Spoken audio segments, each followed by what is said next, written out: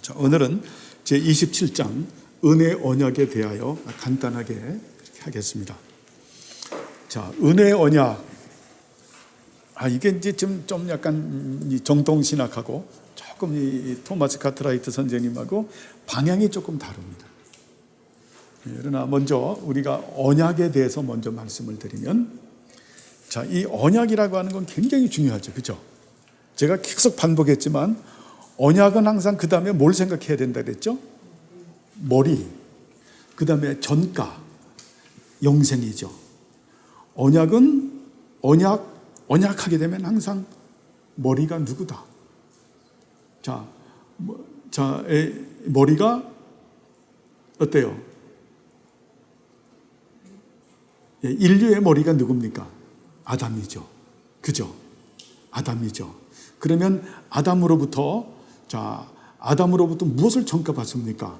죄와 죄를 전가받아서 결국 그 죄와 사망을 전가받아서 마지막 멸망으로 떨어지죠. 그죠? 그런데 이 언약하게 되면은, 그래서 이 언약은 항상 그 언약 신학에서는, 그래서 언약은 머리, 전가, 영생입니다. 그래서 우리의 머리는 누굽니까? 두 번째 아담으로 오신 예수 그리스도죠.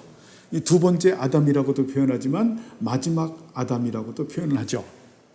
예수 그리스도로부터 우리가 무엇을 전가받습니까?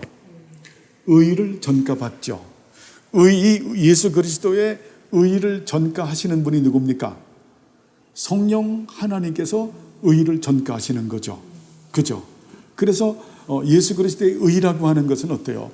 보통 십자가의 대속 사역을 예수님의 의라고 말을 하지만, 결국 예수님의 의라고 하는 것은 예수님께서 행하신 모든 행위를 말하는 거죠. 예수님께서 하신 모든 행위가 의로운 행위죠. 그 의로운 행위를 성령 하나님께서 우리에게 전가하시는, 이거 엄청난 거죠. 그래서 전가해 주시는 그 결과 우리들에게 주어지는 것이 영생이라고 하는 선물이 주어지더라라고 하는 겁니다. 그렇죠? 그래서 항상 언약하게 되면 머리, 전가, 영생. 그 다음에 영생한 다음에 그 다음에 부속으로 이제 딱 붙죠. 하나님의 나라 백성이 되게 하시고, 하나님의 나라의 그 핵심인 예수 그리스도의 몸된 교회의 지체가 되게 하시고, 그리고 그 하나님의 나라와 예수 그리스도의 몸된 교회를 받들어 섬기고 세워나가기 위해서 우리들에게 하늘의 신령한 은혜와 땅의 기름진 복으로 축복하셔서 결국 하나님을 영화롭게 하는 삶을 살게 하시죠. 이런 부분들은 어때요? 부수적으로 그냥 얘기 안 해도 논리적으로 따라붙는 그런 하나님의 은혜임을 볼 수가 있습니다. 그래서 우리는 언약하게 되면 이런 부분들을 생각하는데, 이 언약에는 행위 언약이 있고 은혜 언약이 있어요. 행위 언약은 정통신학에서, 특별히 깔뱅의 기독교 강의에서 뭐라고 말씀하냐면, 인간이 무흠한 상태에서 하나님과 맺은 언약이 행위 언약이에요. 자, 인간이 무흠한 상태에서, 무흠하다라고 하는 것은 무슨 말인지 알죠? 정경의 자매이 무슨 말인지 알죠? 무흠하다?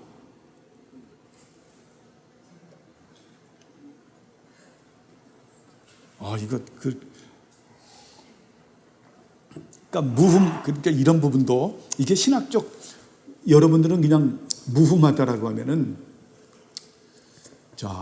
그 흠이 없다라는 말인데, 이걸 신학적 용어로 그냥 우리가 무흠하다라고 하는데, 사실은 이 부분을 정리를 안 해주면 흠이 없다라는 말인데 무흠이란 뜻이 뭡니까? 라고 저한테 질문을 못 하는 거죠. 우리 정경의 자매님도 무흠이 뭔지를 아시겠습니까?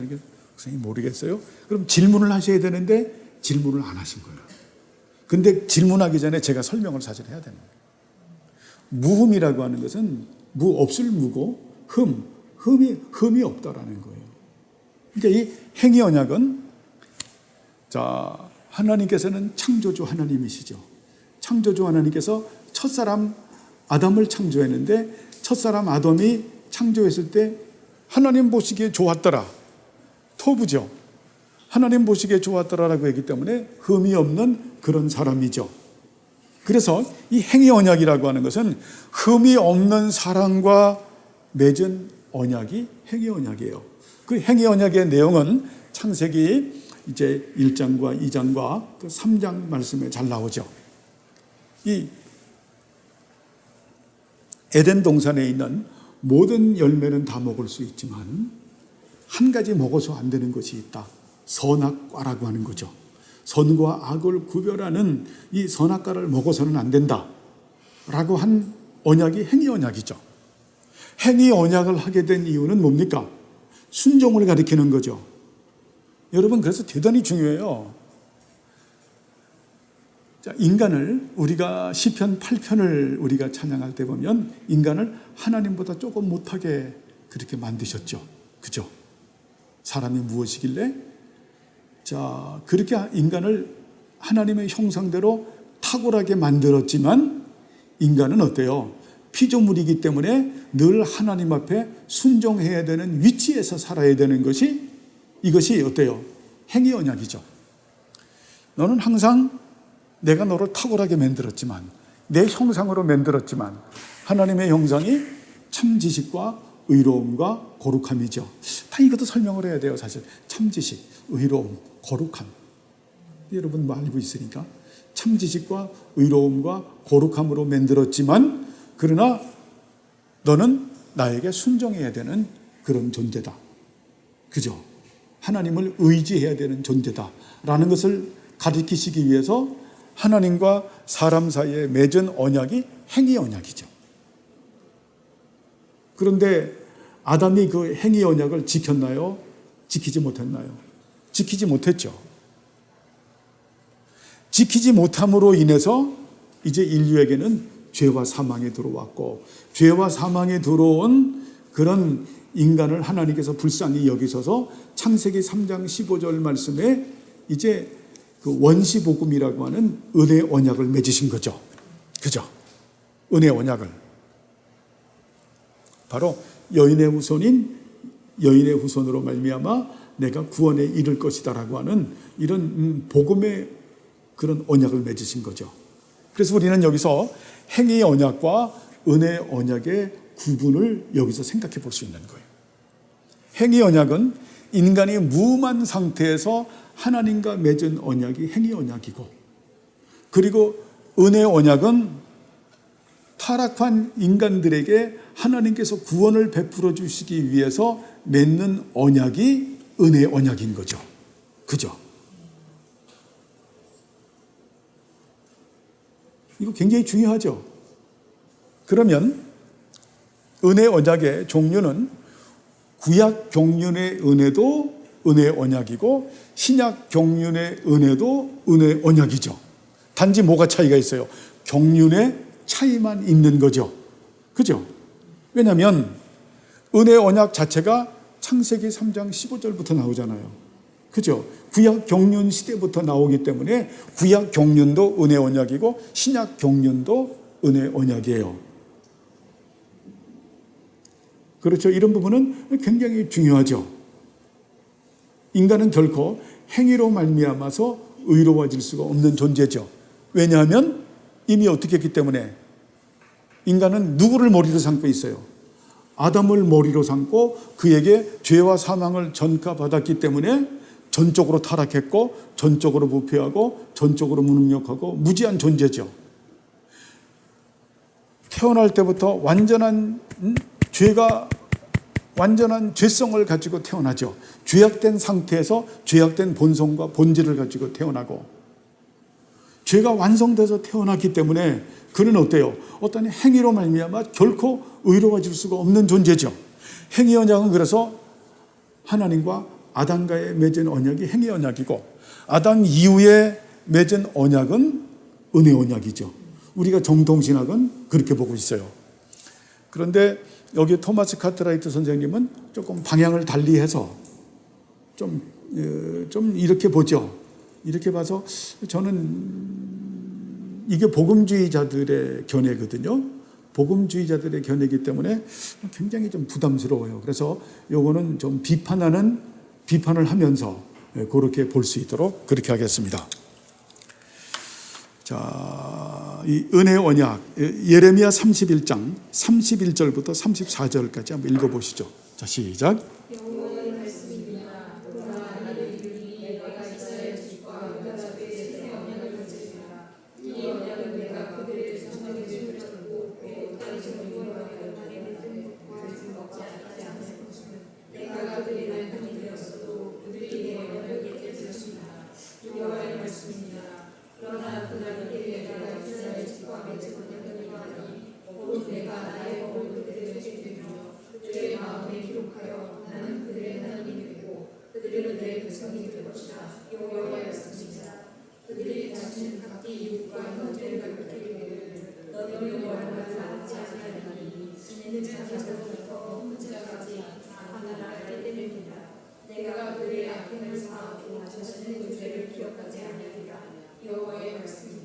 아멘. 여기서 예레미야가 말씀하는 것은 어때요?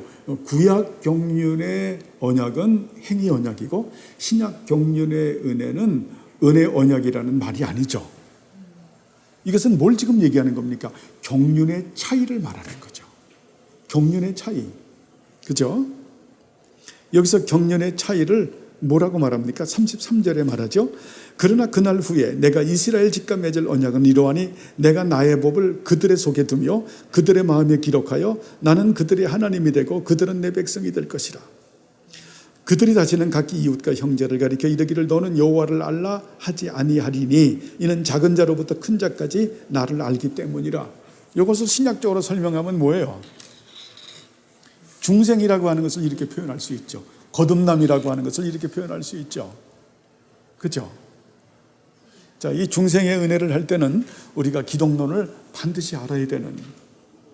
그래서 삼위일체 신론과 이 기독론을 제대로 모르면 중생 자체를 이해를 못하는 거예요. 중생 자체를 이해를 못하다 보니까 거기서부터 신앙생활들이 막 헷갈리는 것을 볼 수가 있습니다. 자, 중생이라고 하는 것은 뭘 말하는 겁니까? 예수님께서는 어때요? 신인, 이성, 일인격을 가지고 계신 분이죠. 신성은 인성 안에도 계시지만 인성 바깥에도 계신다라고 말씀을 드렸죠. 비가 오나요? 이야, 좀 반갑네. 자, 그러면 잘 들어보세요. 예수님은 지금 어때요? 하나님 보좌 우편에 앉아 계신데 신인, 이성, 일인격, 신인, 양성, 일인격으로 앉아 계신 거죠. 자, 거기서 잘 보세요. 나중에 공부하겠지만 예수님께서 하나님 보좌 우편에 이제 십자가에 못 박혀 달려 돌아가셨다가 부활하시고 승천하셔서 예수님께서 하나님 보좌 우편에서 앉아 계신다 하면은 신인, 이성, 일인격으로 앉아 계신데, 자, 그러면 예수님께서 어때요? 신성은 인성 안에도 계시지만 인성 바깥에도 계신다 그랬죠. 신성의 편재성이거든요. 그래서 예수님은 신성의 편재성을 어때요? 어디든지 계시다라고 하는 거죠. 신성의 편재성으로 우리에게 오시는. 그래서 성령님을 통하여 우리에게 오신다라고 하는 겁니다. 그래서 어때요? 성령님을 통해서 예수님의 하신 모든 행위, 의를 우리들에게 전가하시고, 의를 전가해 주신 것이 우리가 중생이죠. 자, 의를 전가해 준 게 중생이에요. 그게 누구의 사역이에요? 성령님의 사역이죠. 지금 이걸 말하는 거죠. 성령님의 사역. 자, 구약시대 때는 어때요? 성령께서 임하시는데 제한적으로 임하시죠. 특별한 사람에게. 사사기 때도 보면 어때요? 그에게 하나님의 신이 임하였더라. 성령이 임하였더라. 삼손에게 성령이 임하였더라. 그죠? 입다에게. 그 외에도 그런 드보라에게 임하였더라. 그죠? 그 외에도 그 에웃에게 임하였더라 해서 굉장히 제한적으로 임했습니다. 제한적으로 임했지만 어때요? 신약의 경륜의 시대가 되게 되면 어때요? 택함받은 모든 백성들에게 풍성하게 임하죠. 그것을 가르쳐주는 것이 사도행전 2장에 있는 마가 오순절 다락방이죠. 자, 구약 경륜과 신약 경륜의 차이를 거기서 드러내 보여주는 거죠. 그죠? 예, 그렇게 해서 이것은 경륜의 차이를 말하는 겁니다. 경륜의 차이를.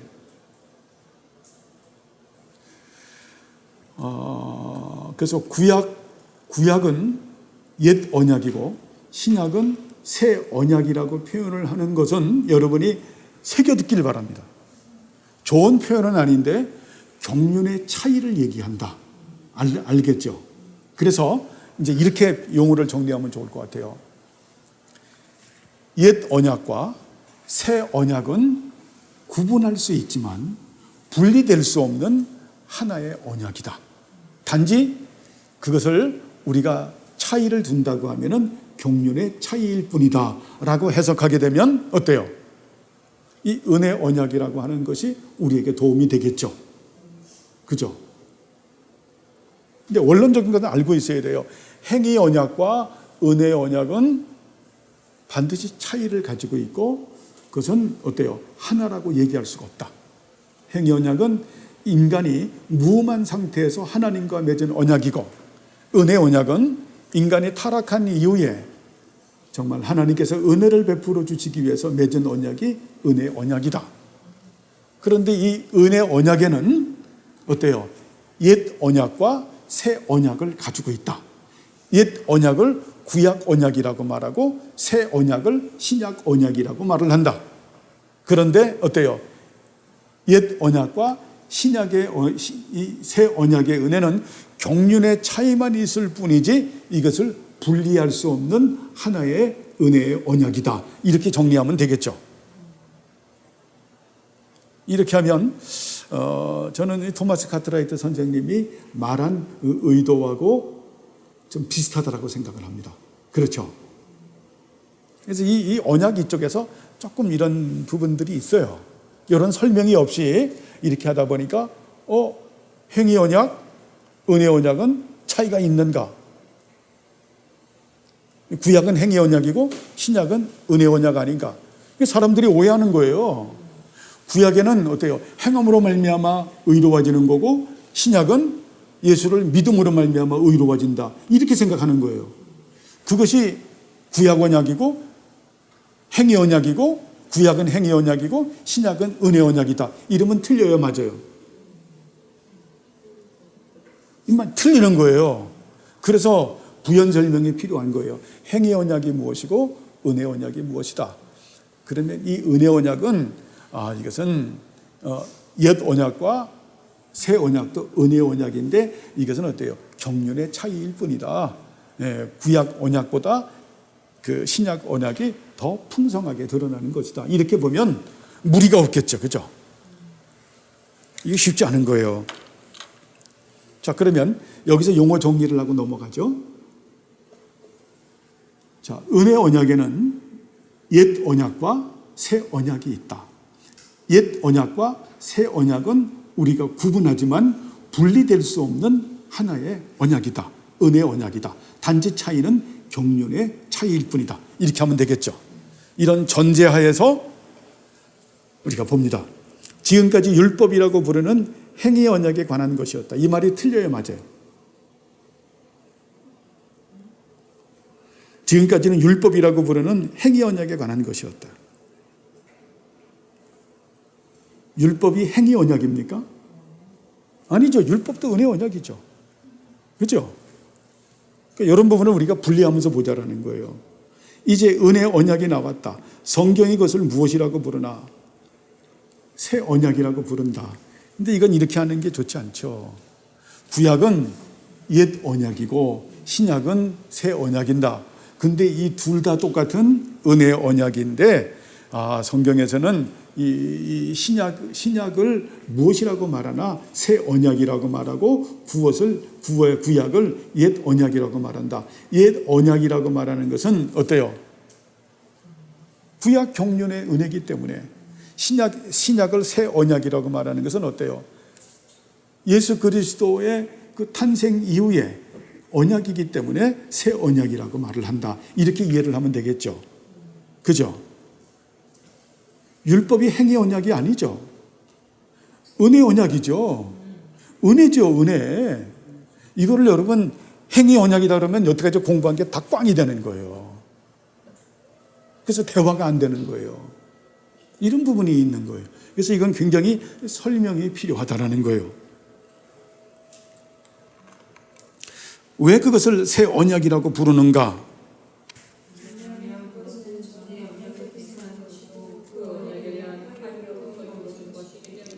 자, 왜냐하면 그것은 전의 언약이라고 하면 옛 언약을 말하는 거죠. 구약 언약을 계승하는 것이다. 맞죠? 분리적 개념이 아니죠. 경륜상 차이가 있는 거죠. 그죠? 그리고 그 언약에 대한 파기로부터 이루어진, 파기가 맞나요? 아니죠. 예수님께서 어때요? 내가 율법을 폐하려고 온 것이 아니라 율법을 완성하기 위해서 왔기 때문에 새 언약은 어때요? 옛 언약에 대한 완성이죠. 성취의 개념을 가지고 있는 거죠. 여러분 정리가 됐습니까? 이런 부분들이 비판도 하면서 이런 게 절 보세요.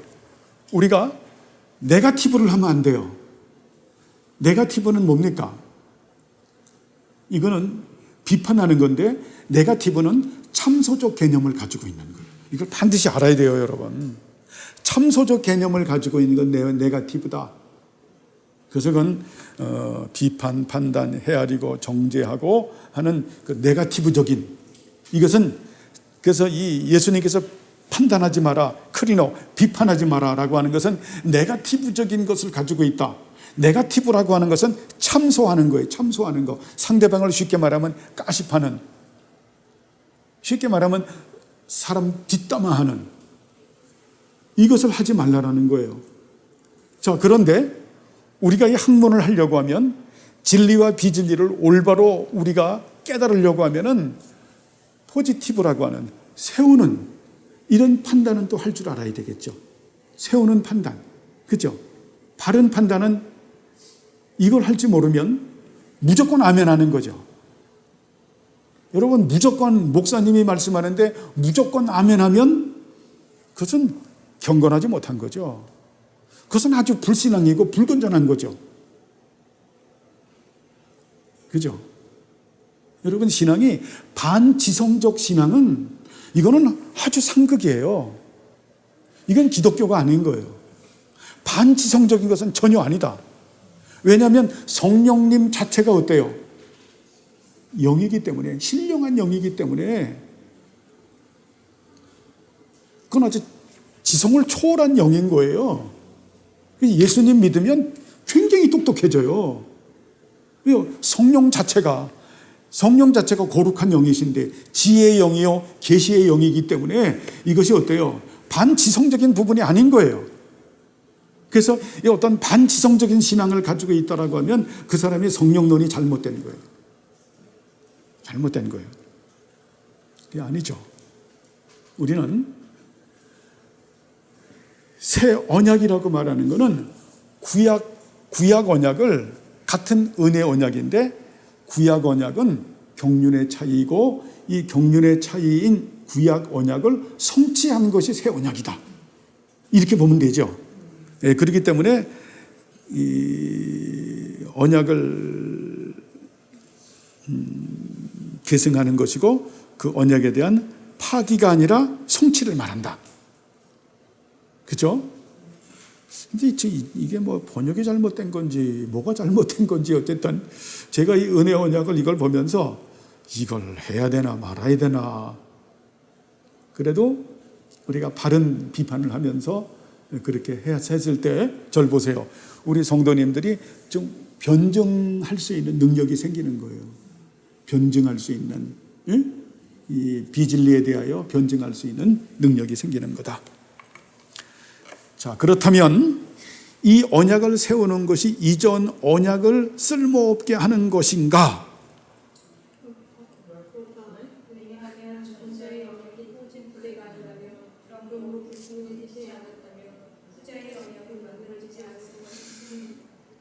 그러면 이게 어때요? 이전 언약을 쓸모없게 하는 것인가?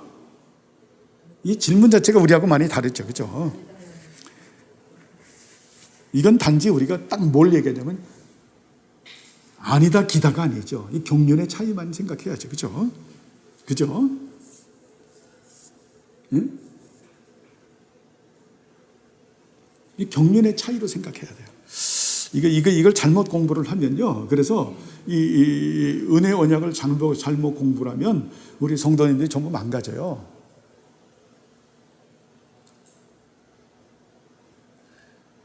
그래서 제가 늘 그 계시론에 대해서 공부를 했잖아요. 그죠?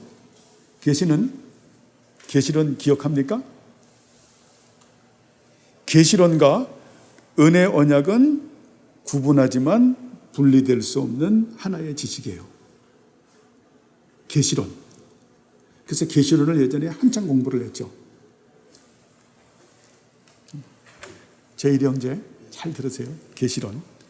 자, 하나님의 영원한 작정이 역사 가운데 들어온 것이 계시입니다. 계시에는 구약 계시와 신약 계시가 있습니다. 구약 계시는 예표와 모형과 그림자의 의미가 있고, 신약 계시는 성취와 완성의 의미를 가지고 있습니다.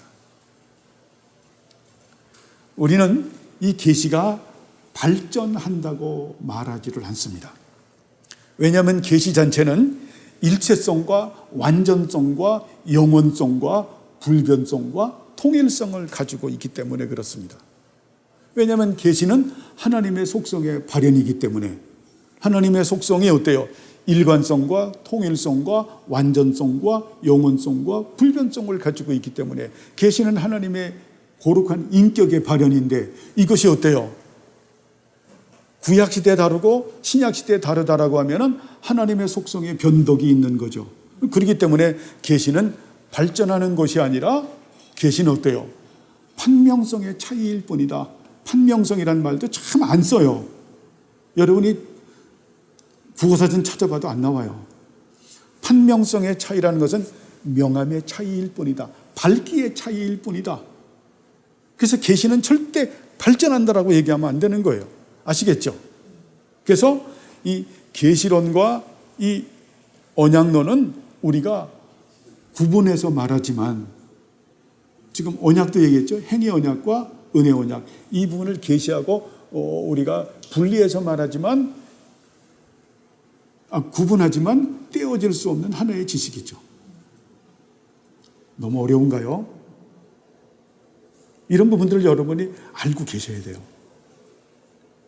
그래서 구약 언약과 옛 언약과 새 언약은 경륜상의 차이일 뿐이고, 옛 언약도 은혜 언약이고 새 언약도 은혜 언약이고, 새 언약은 옛 언약의 성취일 뿐이다.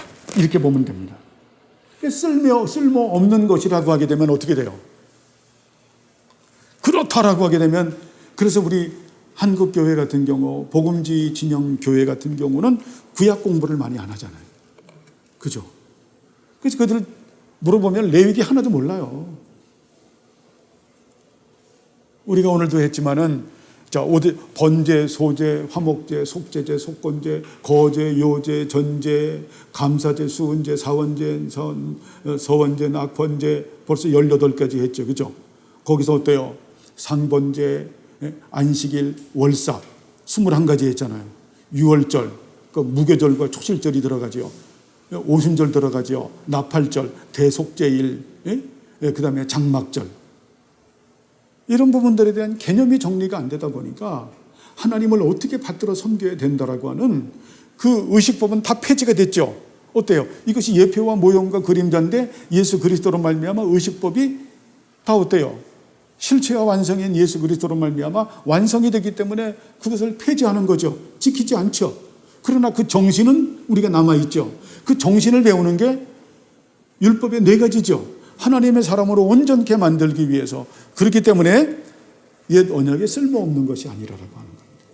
우리가 옛 언약을 지킴으로 말미암아, 배움으로 말미암아 구원받는 것은 아니지만, 우리가 어때요? 그 옛 언약은 새 언약에 대한 성취로서 우리가 하나님을 어떻게 받들어 섬길 것인가.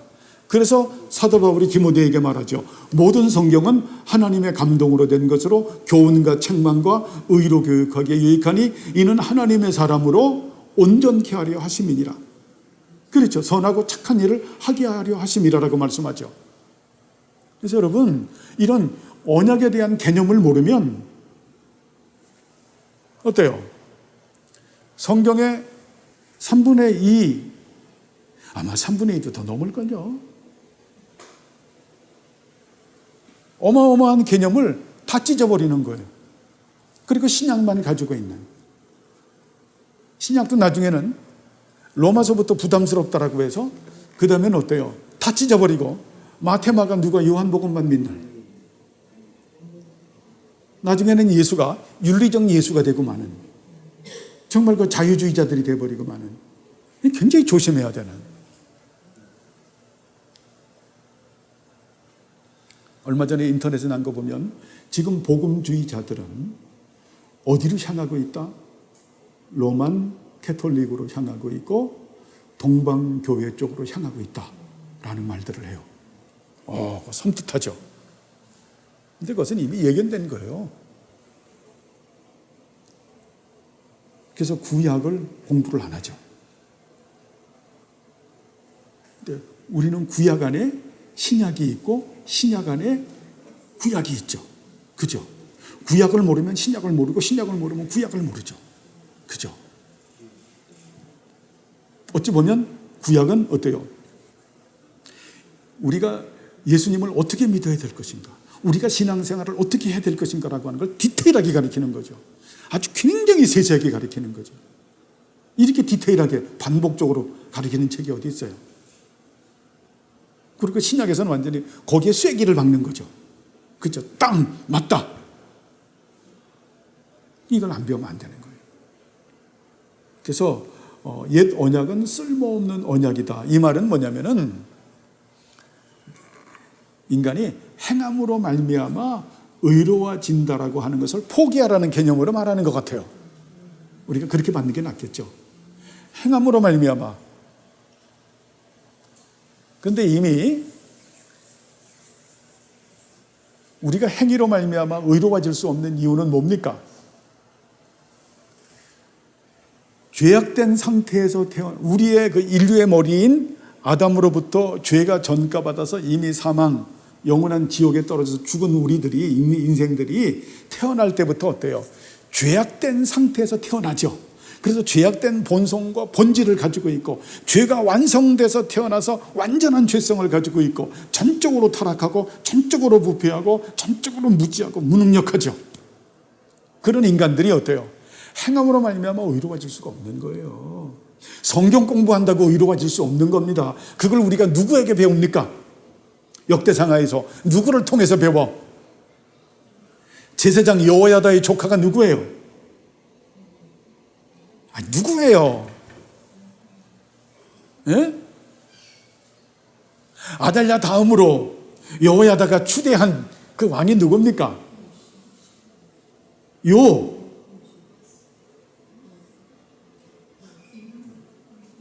요야, 마지막에 스그, 누구예요? 요아스. 그거 암기하려니까. 자, 첫 번째 왕이 누굽니까? 르호보암. 두 번째 왕이 누굽니까? 여호람. 세 번째 왕이 누굽니까? 아사. 네 번째 왕이 누굽니까? 여호사밧. 다섯 번째 왕이 누굽니까? 여호람. 여섯 번째 왕이 누굽니까? 아하시야. 일곱 번째 통치자가 누굽니까? 아달랴. 여덟 번째 통치자가 누굽니까? 요아스. 요아스예요, 요아스.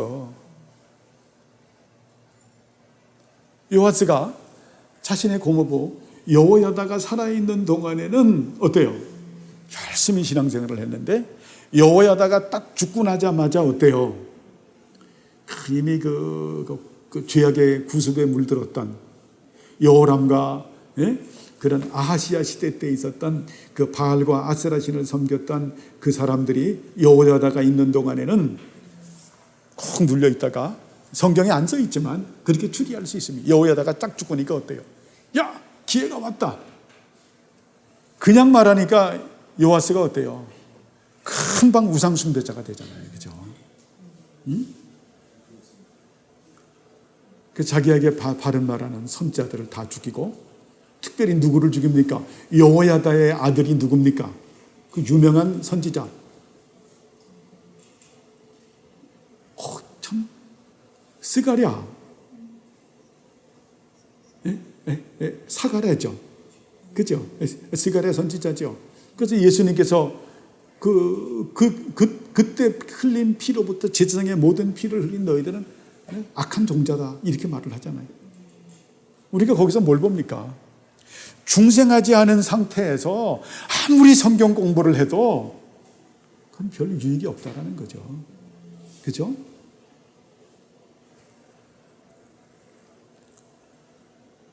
그래서 우리가 정말 중생한 사람에게 꼭 필요한 것이 하나님의 말씀이다 라는 것을 그렇게 알게 되죠. 자, 그러므로 이 언약을 세우는 것에 의해서 옛 언약, 행위 언약에서 의해서 의를 구하는 자들을 불경건한 자들이라고 못 봤는데 아까 정의한 거죠. 그러니까 행함으로 말미암아 의로워지려고 하는 자들은 불경건한 자들이다. 이거 무슨 말인지 알겠죠? 우리 이점순 어머님 알겠죠? 정경의 자매님, 쉽게 말하면 내가 종교적 행위로 내가 구원받는 게 아니다. 내가 구원받는 것은 예수님을 믿음으로 말미암아.